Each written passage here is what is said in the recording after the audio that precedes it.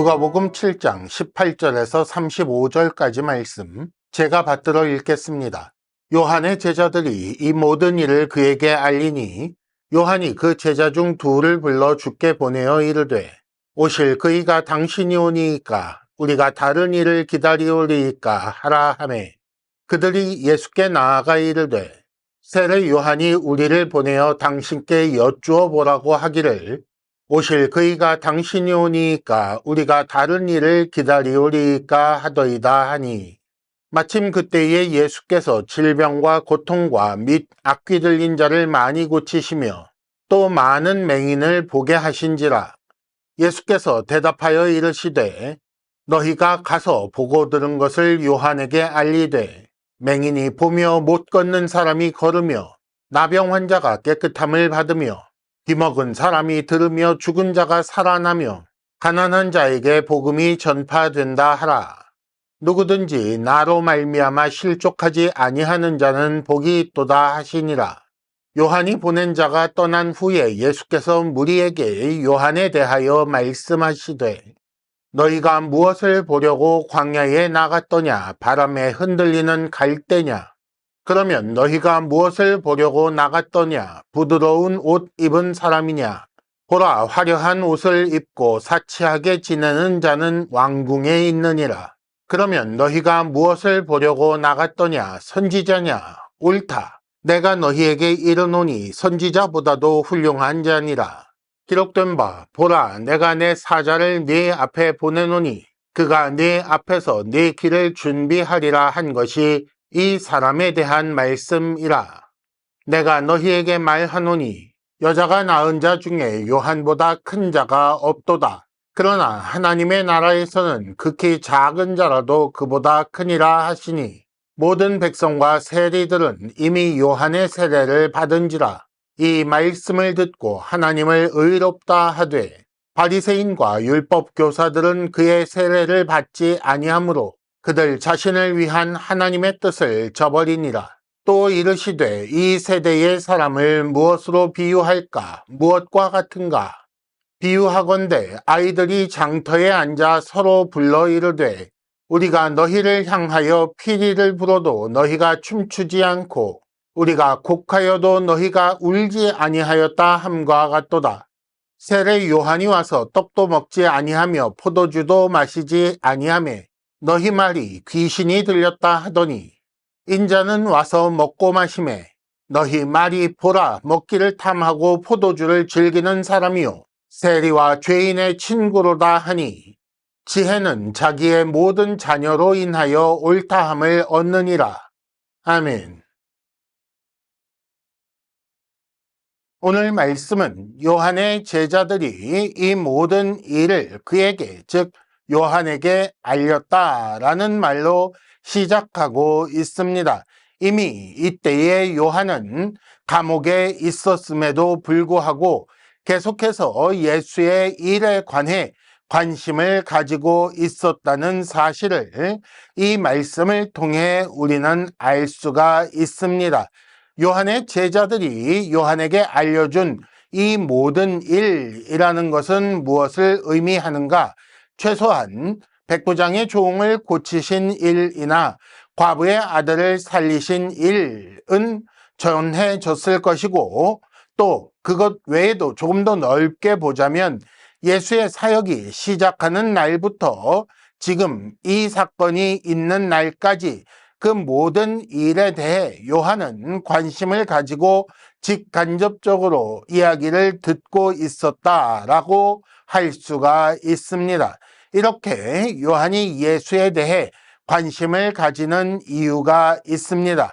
요한은 하나님의 나라가 곧 온다는 사실을 널리 선포하였던 사람이고 그 나라의 왕, 즉 메시아가 바로 예수라는 사실을 전했던 그런 사람입니다. 그렇기 때문에 예수의 행적이라는 것이 그에게는 자신이 전파한 예언이 어떻게 성취되는가, 성취가 되는지 안 되는지까지 그것을 보여주는 내용이 되는 것이고 그러므로 예수의 행적은 자신의 인생이 가치 있는 것이냐 아니면 의미 없는 헛소리를 하던 인생이냐를 가르는 그런 중요한 문제가 되기 때문에 계속해서 관심을 두고 있었던 것으로 보여집니다. 하지만 제자들을 통해 예수께서 하신 일을 들은 요한은 이제 이상한 반응을 보입니다.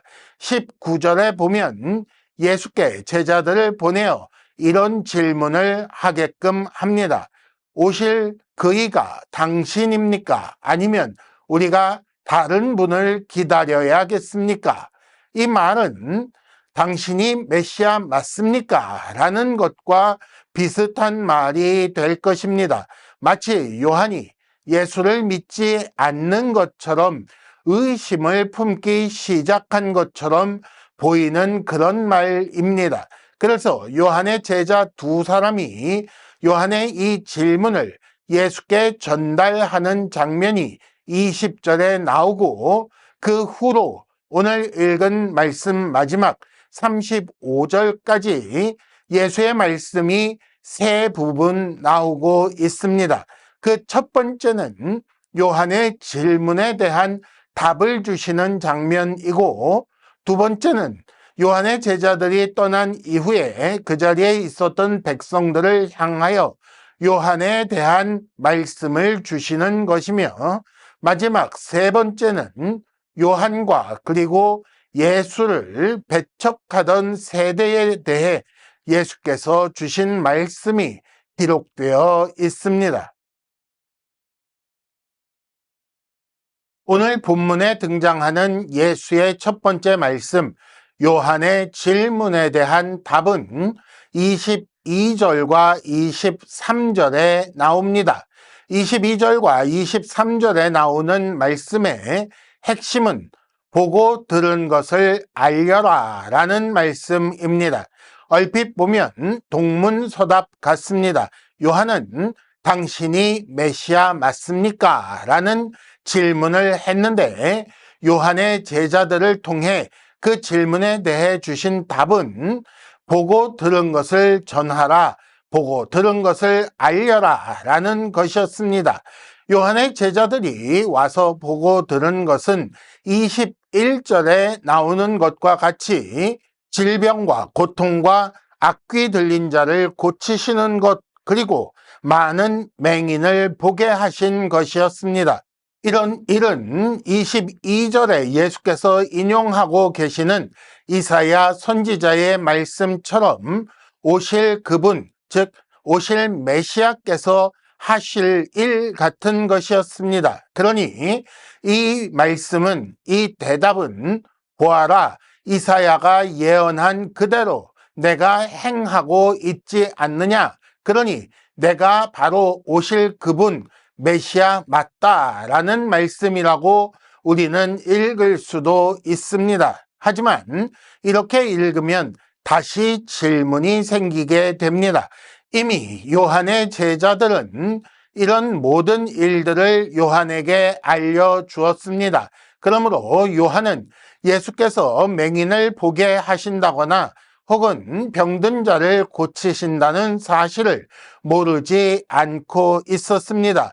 그러므로 이미 예수의 행적을 다 알면서도 19절에 나온 것처럼 우리가 다른 일을 기다려야 하겠습니까? 라고 했으므로 이것을 다시 한번 얘기해 준다고 해서 요한이 깨닫게 되리라고 생각하기 힘든 것입니다. 어쩌면 요한이 이사야의 예언을 모르고 있었을지도 모르는 것 아니냐라고 할 수도 있겠습니다만은 그런 일은 없었을 것으로 생각이 됩니다. 그러면 왜 요한은 이런 질문을 했고 왜 예수께서는 이런 답변을 주셨는가? 요한은 예수에 대해서 세상 죄를 지고 가는 어린 양이라고, 또 성령과 불로 세례를 베푸실 분이라고 알려왔으며, 그의 아버지 사가랴가 요한이 태어났을 때에 요한이 할 일에 대해 죄 사함으로 말미암는 구원을 알게 하는 일을 할 것이라고 했었고, 이것을 그 아버지 사가랴가 아들 요한에게 알려주었을 것이기 때문에 요한은 이미 예수께서 어떤 사역을 하실 것인지 알고 있었다고 해야 옳습니다. 그런데 그가 생각했던 예수의 사역은 아마도 영적인 사역, 죄를 감당하는 혹은 죄를 사해주는 그런 사역을 맡은 것이며, 이 이스라엘 나라에 하나님의 나라를 회복시키는, 그들을 구원하는 일을 할 것이라고 예상했던 것으로 우리는 생각할 수 있습니다. 그런데 지금 요한이 보기에, 겉보기에 예수의 행적은 내가 예상했던 그 모습이 아닌데, 내가 생각한 그 메시아의 그런 일이 아닌데 라고 생각할 만한 것이었습니다. 병든 사람을 고치고 혹은 하나님의 말씀을 가르쳐주는 그런 일이 자기가 생각한 메시아의 모습과 다르다고 생각했을 것이라는 그런 말씀입니다. 그런 요한을 향해서 지금 예수께서는 답을 주시는데, 보고 들은 것을 다시 한번 알려라. 마치 이사야의 예언 같은 그런 일을 하고 있는 것을 다시 알려주어라. 그렇게 해서 그가 이사야의 예언과 내가 하는 이 일의 의미를 다시 생각하라고 그렇게 알려주어라 라고 말씀하신 것입니다. 예수의 행적은 단지 육신에 속한 일이 아니었습니다. 육신의 병을 고치고 혹은 육신의 연약함을 고치는 그런 일이 아니라 메시아를 통해 얻게 될 영적 은혜를 표하는 그런 일이었다는 것입니다. 그 모든 일에, 즉 육신의 연약함을 고치는 일에 내적 의미를 아직도 모르겠는가? 설마 이사야 선지자가 메시아가 오면 육체의 병을 고칠 것이라고 말했겠는가? 내가 지금 육체의 병을, 그 연약한 것을 고친다고 해서 그것으로 내 모든 일을 다 하는 것이라고 생각하고 있는가라고 질문하신 것이나 마찬가지가 될 것입니다. 사실 22절에 나오는 모든 일들은 육적으로 그리고 영적으로 양쪽으로 해석이 가능한 일입니다. 맹인이 보게 된다. 영적인 눈이 뜨여 영적인 안목이 생겨 이제 하나님의 일을 알아볼 수 있게 된다는 것이지요. 못 걷는 사람이 걷게 된다. 하나님의 뜻을 행치 못하던 자가 하나님의 뜻을 행하게 되었다. 하나님과 동행하게 되었다라는 그런 의미를 담고 있습니다. 나병 환자가 하나님 앞에 부정하던 자가 나음을 입고 깨끗하게 되는 것, 귀먹은 사람이, 말씀을 듣지 못하던 사람이 하나님의 말씀을 듣고 이해하는 사람이 되는 것, 죽은 자가 살아나는 것, 하나님과 분리되었던 자가 다시 하나님께 속한 자가 되는 것, 이렇게 읽을 수 있는 것이며, 가난한 자에게 복음이 전해진다. 하나님 앞에 내놓을 만한 공로가 없는 영적으로 가난한 자들이 이제 다시 하나님 앞에 나아갈 수 있는 길을 얻었다라는 그런 의미가 된다는 것이지요. 그러므로 22절에 나오는 각종 치유와 복음이라는 내용들은 사람이 자기 스스로는 절대로 해결할 수 없는 것, 죄로 말미암아 생긴 그 모든 문제들, 그것을 예수께서 해결하여 주신다는 영적 은혜의 표라고 우리는 이해해야 하는 것입니다. 이렇게 요한을 향하여 사실상 꾸중에 가까운 답을 주신 후에 그 모든 과정과 예수의 말씀을 보고 들은 무리를 향하여 예수께서는 요한에 대한 바른 평가를 위한 말씀을 주고 계십니다. 어쩌면 예수와 요한이 분열하여 싸운다라고 생각하지 않도록 이런 말씀을 주셨다고 할 수도 있겠습니다만은, 어쩌면 예수께서 요한이 이렇게 예수가 아닌 다른 메시아를 기다려야 하는가라는 의심에 가까운 질문을 품게 된 그 이유를 알려주는 그런 말씀일 수도 있다는 사실을 우리는 생각해야 합니다. 그래서 예수께서는 요한에 대한 말씀을 이렇게 시작하십니다. 24절, 너희가 무엇을 보기 위해 광야에 나갔는가?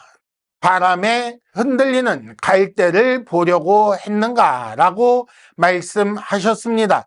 이는 아니요 라는 대답을 유도하는 질문입니다. 즉, 요한은 바람에 흔들리는 갈대 같은 존재가 아니다 라는 말씀을 주고 계시는 것입니다. 요한은 줏대 없이 흔들리는 주변 상황이나 사람들의 말에 의해 흔들리는 나약한 존재가 아니라고 말씀하시는 것입니다. 요한은 강한 육체와 정신과 심령을 가진 자라는 것입니다. 그는 실제로 이스라엘을 향하여 회개하라고 외쳤던 사람이며 바리새인과 서기관들을 향하여 독사의 자식이라고 그렇게 외치던 사람이며 심지어 왕이었던 헤롯의 죄를 지적하였기 때문에 감옥에까지 갔던 그런 사람이었던 것입니다. 이어서 25절에서는 부드러운 옷을 입은 사람을 보려고 광야에 나갔는가? 그런 사람은 왕궁에 있다라고 말씀하셨습니다. 요한은 왕궁에서 부드러운 옷을 입고 사치하던 사람이 아니라는 것입니다. 요한은 세상 부귀와 영화와 권세를 추구하던 자가 아니었다는 말이지요. 또 26절에 보면 그러면 무엇을 보려고 나갔는가? 선지자를 보려고 했던가? 옳다. 요한이야말로 선지자라고 할 수 있는 사람이다 라고 말씀하셨습니다. 오히려 선지자보다도 훌륭한 사람이라고 말씀하고 계십니다. 평범한 선지자 이상의 특별한 사역을 했던 사람이라는 것이지요. 아담의 타락 이후로 온 세상이 기다려온 메시아를 맞이하고 그 길 안내를 하는 사람, 이를 위하여 나면서부터 구별된 사람이 요한이었기 때문입니다. 그래서 예수께서는 요한을 평가하시기를 여자가 낳은 자 중에 요한보다 큰 자가 없다라고 말씀하셨습니다. 위대한 사역자의 위대한 것을 인정하여 주시는 그런 말씀이었던 것입니다. 그런데 반전이 있습니다. 요한이 그렇게 큰 자이지만 그러나 하나님 나라에서 극히 작은 자라도 요한보다 크다라고 말씀하시는 것입니다. 그래서 요한이 예수의 하시는 일을 정확히 파악하지 못하고 이런 질문을 했던 것이다 라고 요한 대신 변명해 주시는 것으로 보이는 것입니다. 그러면 이게 무슨 뜻일까요? 우리 중에 누가 요한보다 크다고 자신할 수 있습니까? 이 말씀이 그러면 평범한 사람은 천국을 꿈도 꾸지 말라는 그런 말씀일까요? 그렇지 않습니다. 그러면 이 말씀이 무슨 말씀인가? 누가복음 16장 16절을 보면 율법과 선지자는 요한의 때까지라는 말씀이 나옵니다. 요한은 구약을 끝내는 사람, 요한은 구약의 끝부분에 서 있는 사람이라는 그런 말씀이 있습니다. 예언이 나오는 시대가 있고 그 예언이 실현되는 시대가 있는데 그 두 시대가 교차되는 그 지점에 요한이 서 있는 것이요. 요한은 그러므로 옛 시대의 마지막에 속한 선지자라는 그런 말씀입니다.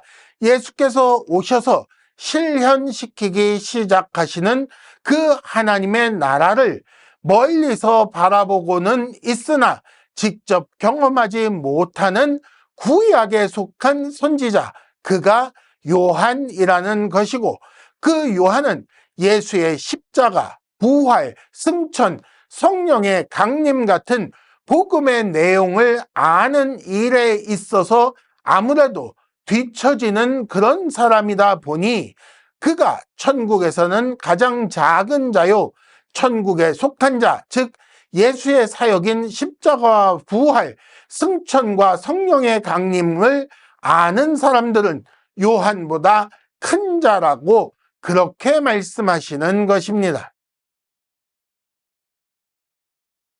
요한에 대한 예수의 이런 말씀에 대하여 반응이 둘로 나오고 있습니다.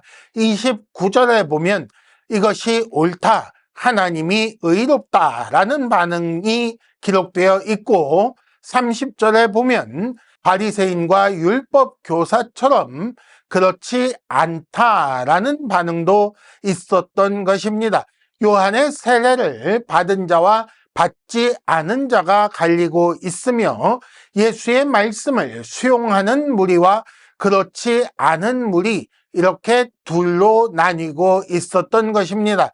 그러므로 여기 있는 무리들을 세 부류로 나눌 수가 있습니다. 하나님 나라에서 큰 자, 그리고 하나님 나라에서 작은 자, 마지막으로 하나님 나라에 속하지 않은 자, 이렇게 세 부류로 나뉜다는 것입니다. 그래서 예수께서는 자신에 대하여, 그리고 요한에 대하여 이렇게 배척하고 있는 바리새인과 율법 교사, 조금 더 넓은 범위에서 이 세대에 속한 사람들에 대해 말씀을 마지막으로 주고 계십니다.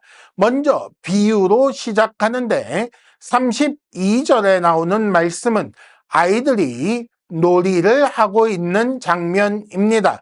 일종의 지금 말로 하면 상황극 같은 것이요, 예전 놀이로 보자면 소꿉장난 같은 것입니다. 그런데 이 말씀을 보면 우리가 피리를 불어도 너희가 춤추지 않고 우리가 곡을 하여도 너희가 울지 않는다라고 말씀하고 있습니다. 피리를 불고 춤을 추는 것은 결혼식 장면입니다. 곡을 하고 우는 것은 장례식 장면이지요. 이것을 놀이 삼아 소꿉장난 혹은 상황극을 하고 있는데, 피리를 불면서 결혼식 장면을 재현하자고 하는데 춤추지 않는다는 것이지요. 또 곡을 하면서 장례식 장면을 재현하려고 하는데 울지 않고 있으니 같이 놀 수 없다라는 그런 말씀을 하고 계시는 것입니다. 이것이 어떻게 지금 상황과 연결이 되는가요? 요한은 와서 회개의 세례를 전파했었습니다.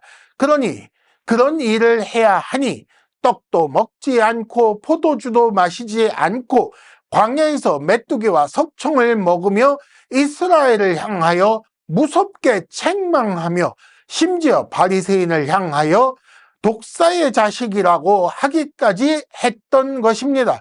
그러자 그 세례를 받지 않은 자들은 요한을 향하여 귀신이 들렸다라고 한 것이지요. 즉 울지 않은 것입니다. 이것은 합당한 반응이 아니라고 말씀하고 계시는 것입니다. 반대로 예수께서는 어떤 일을 하셨습니까? 죄인의 죄 사함을 선언하셨고 세리 같은 죄인도 제자로 삼으셨습니다. 그 잔치 자리를 결혼잔치라고 말씀하셨고 하나님의 은혜를 선포하셨습니다. 이렇게 피리를 부는데 거기에 맞춰서 춤을 추어야 하는데 춤도 추지 않고 무엇라고 했는가? 먹기를 탐하고 포도주를 즐기는 세리와 죄인의 친구라고 비난했던 것입니다. 그러니 요한이 전한 회개의 은혜도 모르고 예수께서 전하시는 긍휼의 용서도 모르는 그런 자들이고, 단지 요한도 나쁘다 싫다, 예수도 나쁘다 싫다 하는 자들이며, 그렇게 평가하고 요한의 뜻도 예수의 말씀도 따르지 않은 결과 그들은 자신을 위한 하나님의 뜻을 저버린 자들이 되었던 것입니다. 그래서 예수께서는 마지막으로 35절에 지혜에 대해 말씀하시는 것입니다. 지혜는 목적을 달성하기 위한 과정과 관련된 지식이라고 할 수가 있습니다. 내가 원하는 목적을 이루기 위해서는 이런 방식으로 이런 일을 해야 한다라는 것을 아는 것을 지혜라고 할 수가 있다는 것이지요. 그래서 바른 지혜는 바른 결과로 증명되는 것입니다. 얼룩을 지우기 위해서 이렇게 해야 한다라는 것이 지혜가 되려면 실제로 얼룩이 지워져야 하는 것이라는 말씀입니다. 그래서 지혜는 자기 자녀로 인하여 옳다함을 얻는다라고 말씀하셨던 것입니다. 웬 갑자기 자녀 얘기인가? 이는 마태복음 11장 19절에 그 행한 일이라는 말로 나오고 있습니다. 즉 지혜는 자녀, 그 행한 일, 지혜를 따라 행한 일의 결과를 가지고 증명된다는 그런 말씀이지요. 그런데 바리새인과 율법 교사로 대표되는 이 세대의 사람들은 지혜 있는 척하고 다른 사람들을 판단하며 이것은 이래서 싫다, 저것은 저래서 싫다, 요한도 싫다, 예수도 싫다 하다가 결국 하나님의 뜻을 저버린 것이요. 이렇게 하나님의 뜻을 저버리는 것이 이 세대 사람들의 특징이라고 말씀하시고 계신 것입니다. 그러므로 예수께서 말씀하신 이 세대라는 것은 시간과 관련된 말씀이 아닙니다. 하나님 나라에 속하지 않은 자들을 이 세대라는 말로 표현하신 것입니다. 그러므로 지금도 여전히 이 세대에 속한 자들이 있습니다. 요한과 예수를 배척했던 그런 사람들, 복음을 배척하고 듣기 싫어하는 그런 사람들이 세상에도 있고 심지어 교회 안에도 있는 것을 우리는 알고 있습니다. 그들은 이미 가지고 있는 지식, 자기들이 살아온 삶의 방식들을 기준으로 나름 안다 하고 자기를 높이며 나름 지혜롭다 하고 자기 마음대로 살고 있으며 하나님의 뜻대로 살아야 한다는 이 진리는 거부하는 미련한 자들입니다. 이것이 왜 미련한가? 그들 자신을 위한 하나님의 뜻을 저버리는 것이기 때문입니다. 어쩌다 이 사람들은 이렇게 되었을까요? 말씀을 듣지 않았기 때문입니다. 그러면 우리는 어떻게 해야 할까요? 말씀을 잘 들어야 합니다. 특히 복음을 바르게 들어야 합니다. 예수께서 누구신지 하신 일은 무엇인지 정확히 알아야 합니다. 겉보기에 드러난 병고침이나 귀신 쫓음을 알아야 한다는 그런 말씀이 아닙니다. 예수의 제자 12명의 이름을 외우라는 말은 전혀 아닌 것입니다. 예수를 통해 하나님 나라에 속하였다는 이 말이 무엇을 의미하는지 바르게 알아야 한다는 것이고 그 의미에 어울리는 하나님 뜻대로 사는 삶을 살아야 한다는 것입니다. 그렇게 살 때에 때로는 요한처럼 감옥에 갈 수도 있고 어쩌면 예수처럼 수치스러운 죽음을 죽을 수도 있지만은 그러나 그 길을 삼가하거나 그 길에 실망하거나 도망하지 말아야 하는 것입니다. 그래야 배척하지 않는 자요 하나님의 뜻을 저버리지 않는 자이며 천국에서 하나님 나라에서 작은 자가 아니라 큰 자가 될 수 있는 것입니다.